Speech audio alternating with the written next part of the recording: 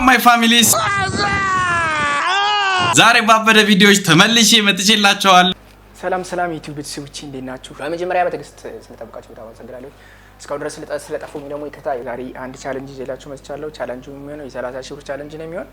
ይህን የ30 ሺህ ብር ቻሌንጅ ለመቀላቀል የሚጠበቅባችሁ ከእናንተ ቪዲዮውን ላይክ ማድረግ፣ ሼር ማድረግ እና ሰብስክራይብ ማድረግ። በመጀመሪያ ሰብስክራይብ ማድረግ ይኸው ግዴታ ነው። አሸንፋችሁ ሰብስክራይብ ካላረጋችሁ ቫልዩ ለስ ነው። ሶ የ30 ሺህ ብር ቻሌንጅ ጀምራለሁ። በዚህኛውም በሌላ ፕላትፎርም 30 ሺህ ብር 60 ሺህ ብር ቻሌንጅ ጀምራለሁ። ሶ ቻሌንጁ ምንድነው የሚሆነው? እዚህ ቪዲዮ ላይ ሶስት ቪዲዮ በተከታታይ 3 ወይም 4 ቪዲዮ በተከታታይ አዘጋጅቻለሁ። እነሱ ቪዲዮዎች ላይ ኮዶች አስቀምጫለሁ። ከታችም ከላይም አሉ ኮዶች። እነሱን ኮዶች አወጣችሁ ቴሌግራም ቦት አስቀምጥላችኋለሁ። እሱ ቦት ላይ እየመጣችሁ ማስቀመጥ ነው። እንዲሁም ደግሞ ያንን ብር ብታሸንፉ ምን ታደርጋላችሁ የሚለውን ብችሉ አሪፍ አይዲያ ለመስረቅ አይዲያችሁን ማስቀመጥ ሞክሩ። ምክንያቱም አይዲያም ወሳኝነት አለው። ኤኒዌይስ ግን ይህን የ30 ሺህ ብር ቻሌንጅ አሸናፊ የሚሆነው ቅድመ ሁኔታ አለ። እሱ ቅድመ ሁኔታ ምንድነው? ቪዲዮ ከ10 ሺህ በላይ መታየት አለበትኝ። ዘንድ ደግሞ እነዛን ኮዶች ኮመንት ላይ መጻፍ አይቻልም። እሺ ፕሊዝ በምትችሉት አቅም ኮመንት ላይ መጻፍ ሞክሩ። ምክንያቱም እኔ ኑሮኝ ተርፎኝ ምናምን አይደለም ይሄን ቻሌንጅ አዘጋጀው። በሚቻለው አቅም ይሄንን 3 ወይም 4 ቪዲዮ በተከታታይ ተከታተሉትና በየ3 ቀኑ ወይ በየ4 ቀኑ ለቀዋለሁ። ኮዶቹን ቴሌግራም ቦታ አስቀምጥላችኋለሁ። ሰው ጋምታችሁ አስቀምጡልኝ።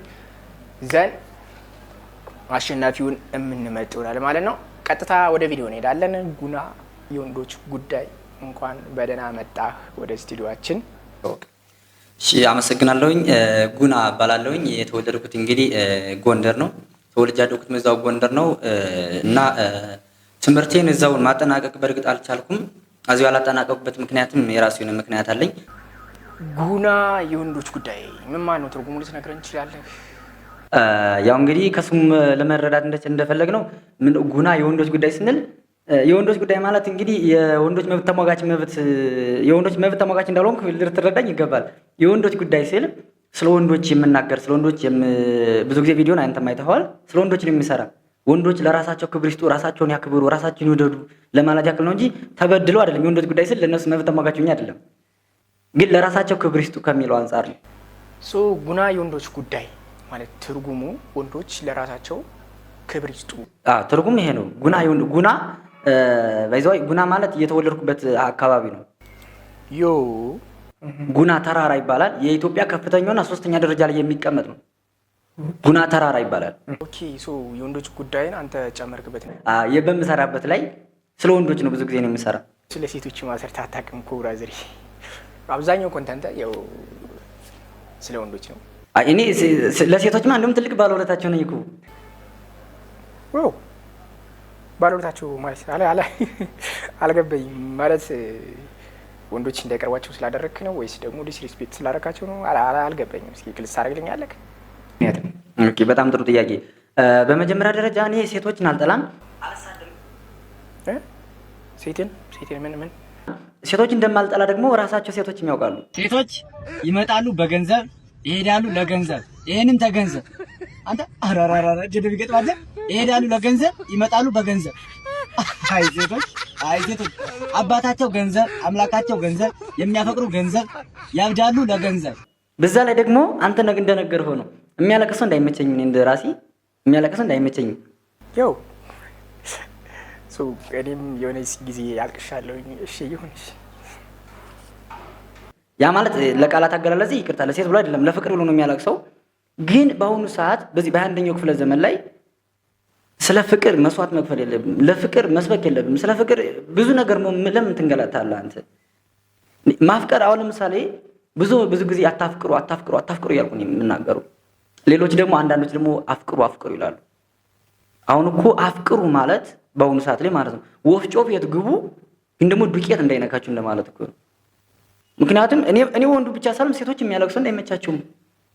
ማልቀስ የለበትም። ለምን ነው የሚያለቅስ? ለሴት ብሎ ነው የሚያለቅሰው። እንዴት ማለት አልገባኝም። እንዴት ማለት ጥሩ። አሁን አንተ በአሁኑ ሰዓት ላይ ወጣት ነህ፣ 20ዎቹ ቤት እድሜ ነህ። በዚህ እድሜ ላይ ወደ ቢዝነሱ አለመዞር ነው ያለብህ። ያንተ ጓደኞች አሁን ላይ ሚሊዮነር ቢሊዮነር ናቸው። የቢዝነሱን ዓለም ተቆጣጥረውት እየዘወሩት ነው ያሉ አይደለም። ጭራሽ ተማሪ ከሆንክ ደግሞ ማፍቀር የለብህም። አሁንም አታፍቅር ተማሪ ከሆንክ። ምክንያቱም በተለይ ደግሞ የገጠር ልጅ ከሆንክ እናትና አባትህ ጫማ ሳይለብሱ አሊያም ለበሱ ይባል እንኳን ኮንጎ ለብሰው አንተ ነገ ትልቅ ደረጃ ትደርስልናለህ ብለው አስበው ዶክተር ፕሮፌሰር ይወልናል ብለው እነሱ እየተንገላቱ አንተ ግን ሄደህ የቤት ስራ መስራት ሲገባ ስልት ስላለ የኔ ፍቅር የኔ ማር ብለህ ደብዳቤ ትጽፋለህ፣ ለእሷ ግጥም ትጽፋለህ። እሷን ለማሳመን እሷን ለማስመጥ የማይሆኑ ቃላቶችን ለማምጣት ትጠበባለህ። ለምን ይሆናል? ለዚህ እኮ ነው አታፍቅሩም ብለው። መጀመሪያ ለራስህ ክብር ለራስህ ዋጋ መስጠት አለብህ። ማፍቀር ካለብህ ራስህን ማፍቀር አለብህ። ገብቶሃል? እዚህ ጋር አንድ የተሳሳትከው ነገር ምንድን ነው? አንድ ሰው ሊያፈቅር የሚችለው አንድ ሰው ፍቅር የሚያፈቅረው ማለት የሆነን ሰንበዲ የሚያፈቅረው ራሱን ማፍቀር ሲችል ነው። መጀመሪያ ማለት ያው ራስን አፍቅር ስላልክ ማለት ነው። ራስህን ስታፈቅር ነው ሌላ ሰው ልታፈቅር የምችለው። ሳታፈቅር እኮ ማንንም ምንም አይታይም እኮ። ራስህን ማፍቀር አለብህ። ስኬት ግን ማፍቀር አለብህ። ገንዘብ ማፍቀር አለብህ። ሁሉም ነገር በሂደት ይመጣል እንጂ አሁን አንተ ገና በልጅነት ፍቅር ሲሉ ጾማቸውን አደሩ ይባላል እኮ እንደማ አባባል ላይ አልተሳሳትኩማ። ሰብስክራይብ ያደረጋችሁ ዩቲዩባችንን ዘና በሉ። እንዲሁም ደግሞ የዩቲዩብ ቻሌንጃችን እንደቀጠለ ይሆናል ማለት ነው። እኔ ፍቅርን በአሁኑ ሰዓት እኔ ይሄ የራሴ የግሌ ሀሳብ ነው። ፍቅር ማለት የሰነፎች ቤተ ሙከራ ነው። ምን? ፍቅር ማለት የሰነፎች ቤተ ሙከራ። ጉናዬ ፍቅር እኮ በጣም ጥሩ ነገር ነው፣ ምርጥ ነገር ነው በእውነት። በአሁኑ ሰዓት ካፈቀር ወይ ፋራ ነው ወይ ስራ ፈት ነው። በቃ ኖ ወይ ማ እኔ የራሴ አገላለጽ ነው። እንዴ አሁን ላይ የራስህን የዕለት ህይወትን ለማሸነፍ ተፍ ማለት ነው ያለብህ። ገብቶሃል? ተረድተኛላ? ለምሳሌ ማለት ነው በእንባ የተረከው በምኞት ያከከው በጸበል ያልዳነ ሰውን ያባከነ ህልምን ያመከናል ሁሉ። ገብቶሃል? የመሞት የመዳን ከሌለበት ምርጫ አንዳንዴም መጥፋት ነው የፍቅር መቋጫ። ይህ ምን ለማለት እንደፈለጉ ልትረዳኝ ይገባል። እዚህ ጋር ቅርባችን ላይ የሚገኝ የጎፈው ኢንጂነር ለማ ኃይሌ መውሰድ እንችላለን። ሌሎችንም በቅርቡ አንተ የጋበዝከው ታዲስ አዲስን መውሰድ እንችላለን። ሁለተኛ፣ ሶስተኛ አሁን በቅርቡ እዚህ ጋር የቢቸና ልጅ በፍቅር ምን ራሱን ያጠፋል። አንዳንዴ መጥፊያ ነው የፍቅር መቋጫ፣ አንዳንዴ የፍቅር መጨረሻው መቋጫው አያምርም።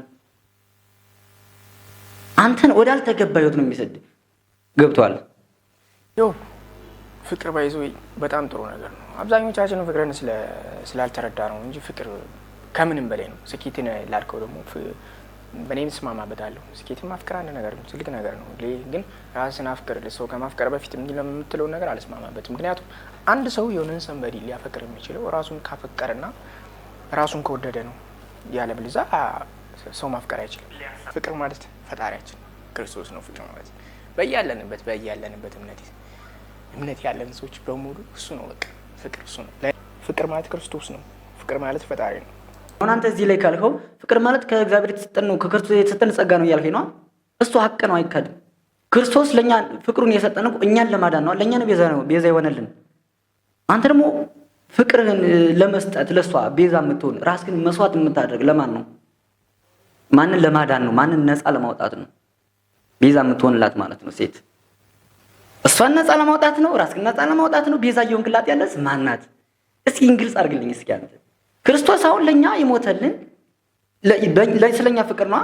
እኛን ነፃ ለማውጣት ለኛ ቤዛ ለመሆን ተሰቅሎ በቀራኒው መስቀል ላይ ሞተልን፣ ለኛ ፍቅሩን ሊያሳይን ማለት ነው። አንተ ደግሞ ለወደድካት ሴት መስዋዕት ሆነህላት ብዙ ውጣ ውረድን አልፈ ራስህን በድለህ ራስን አጎሳቁለህ ማንን ነው ነፃ የምትወጣው? ራሴን ቤዛ አረጋለሁ አላልኩኝም። የሆነ ሰው ነፃ አወጣለሁ አላልኩኝም። ፍቅር ሌላ ነገር ነው፣ ቤዛ መሆን ሌላ ነገር ነው። ጉና የወንዶች ጉዳይ። አንድ ጥያቄ አለኝ። ወደፊት ማፍቀር ትፈልጋለህ? ማለት ማግባት ትፈልጋለህ አትፈልግም? ይሄን ያክል የሴት ጥላቻ ኖሮ ማግባት ትፈልጋለህ አትፈልግም? ይሄ ጥያቄ እኔ ብቻ ሳልሆን ተመልካቾቻችንም ማወቅ የሚፈልጉ ይመስለኛል። ሱ what do you think? ፍቅር አፍቅረህ ታውቃለህ? ማለት ሴት ልጅ አፍቅረህ ታውቃለህ? ሴት ልጅ አፍቅረህ ታውቃለህ? ማለት እንደዚህ እንድታስብ ያደረገ ሰው ዝም ብሎ አይደለም የሆነ ነገር የሚጀምረው። ሱ አፍቅረህ ታውቃለህ? ፍቅረኛ ሳለ ማለት አሁን አለ ወይስ? እኔ አፍቅሬ አላውቅም፣ ፍቅረኛም የለኝም። ወደፊትም ያው ወደፊት ይኖረኛል። አሁን ስለ ፍቅር እንደዚህ እንትን እያልክ እንዴት ነው ትዳር የምትይዘው? ፍቅር ሳታውቅ እንዴት ነው ወደፊት ሴት ልታፈቅር የምትችለው? ኢትስ ኢምፖሲብል እኮ። አንተ ፍቅር አትወድም። ፍቅር የደንቆሮች ነው። ፍቅር ማለት የሰነፎች ቤተ ሙከራ ነው ብላል። ይሄ ነገር ይጋጫል። መጀመሪያ ስኬታማ መሆን ያለብኝ ያው ስኬታማ ከሆንክ በኋላ ፍቅር የኖርማል ሰው ነው ማለት ነው። ማለት ስኬታማ ከሆንክ በኋላ አንተ ምንድነው የምትሆነው? የሰነፍ ቤተ ሙከራ ትሆናለህ ማለት ነው። አይ ቲንክ ሶ እንደዛ እያልከኝ መሰለኝ። እናትና አባት የጣሉብኝ አደራ አለ። እሱም መወጣት አለብኝ። ህፃኑ የማስበው ህልም ያለ እሱ ገንብቼ ውጤታማ መሆን ያለብኝ። ፊልምና ፍቅር ፍጹም የተለያየ ነገር ነው። በነገራችን ላይ እኔ እንትን ስኬትን አታፍቅሩ ምናምን ያልኩ አይደለም። ስኬት ብር ነው በቃ አለቀ። እዚህ ላይ በጥያቄ ለጥያቄ እንደሆነብኝ እንጂ ስለ ፍቅር ብዙ ጊዜ በርካታ ሰዎች ስለ ፍቅር የሚያወሩ ስለ ፍቅር የሚተርኩ ሰዎች እስኪ ፍቅረኛሞች ነው ውጤታማ የሆነ ሰው ንገረኝ እስኪ። በፍቅር ውስጥ ነው ውጤታማ የሆነ ሰው የለም። በጣም ብዙ ሰው አለ። ብዙ ሰው መጥቀስ እንችላለን። በፍቅር ውጤታማ የሆነ ሰው በጣም ብዙ ሰው መጥቀስ እንችላለን። አሁን ጊዜ አይበቃንም፣ ግን በጣም ብዙ ሰው ልጠቅስልህ እችላለሁ። አንተ አላየህም ማለት እንደዛ ያለ ሰው የለም ማለት አይደለም። ካላይ ያላየውም በቃ ሰው እኮ ማን ነው? አንዳንድ ሰው እኮ አንዳንድ ነገሮችን አላወቀም ማለት ይሉም ማለት አይደለም። ገብቶሃል? ሲንግል ሆኖ ግን በጣም ውጤታማ የሆኑ ሰዎችን መናገር መጥቀስ ይቻላል። አሁን አንተ ፍቅረኛ የለም፣ አፍቅረህም አታውቅም፣ ምንም ነገር አታውቅም። ሰው ስላለ ብቻ ነው አንተ እየተከራከርከን ያለው ላለመሸነፍ ብቻ ነው። አሁን ለምሳሌ የሆነ ድግስ አለ። እዛ ድግስ ሂዶ በልቶ መጣ፣ በላና አልጣፈጠውም። ለሆነ ሰንበዴዎች ደግሞ ይጣፍጧቸዋል። እና ያ ሰንበዲ መጥቶ ለአንተ ሳትሄድ አይጣፍጥም ምግቡ አለክ። ያም ምግብ አንተ ሂደህ ሳትቀምሰው፣ አንተ ሂደህ ቴስት ሳታደርገው ስለ ምግቡ ማውራት ትችላለህ። ጣፍጣ ላይ ጣፍጥ ማለት ትችላለህ። በጣም ጥሩ። እዚህ ላይ ምን መሰል አንተ እንዳልከው ነው።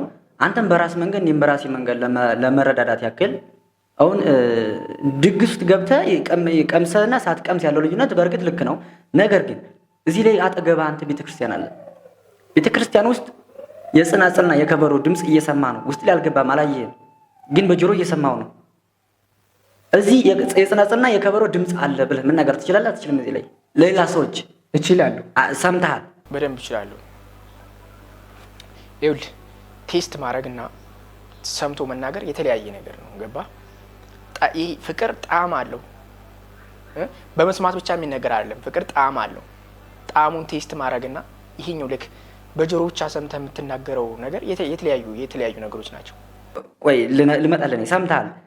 እና አሁን እዚህ ለእኔ ደግሞ በርካታ ሰዎች በፍቅር ውስጥ ገብተው ራሳቸውን ጎድተው ራሳቸውን ዋጋ አስከፍለው ክብራቸውን አዋርደው መሆን ያለባቸውን ዓላማቸውን ተደናቅፉ አይቻለሁኝ። በጣም በርካታ ጓደኞች አሉኝ።